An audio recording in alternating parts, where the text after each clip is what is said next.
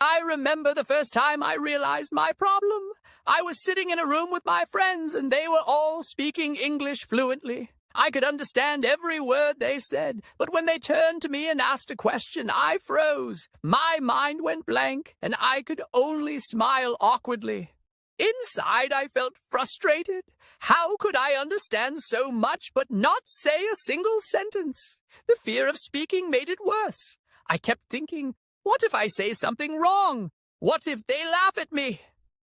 These thoughts stopped me from trying. I felt nervous about speaking in front of others.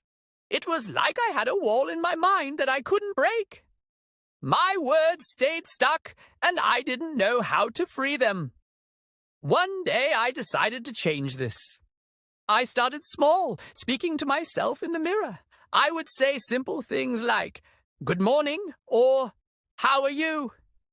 It felt strange at first, but I kept going. Slowly, I tried repeating sentences from English videos. Sometimes I even talked to my dog, Rex. He never judged me, and that made me feel less afraid. I also began to focus on the mistakes I made. Instead of feeling bad, I told myself, every mistake is a lesson. I joined an online group where people practice speaking English together. It was scary at first, but I noticed something surprising. Nobody cared if I made mistakes.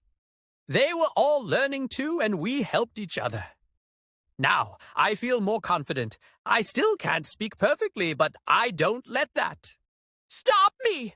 I've learned that speaking is about trying, not being perfect. Every day I take one small step forward. My words come more easily now, and I'm proud of how far I've come. If I can do it, anyone can.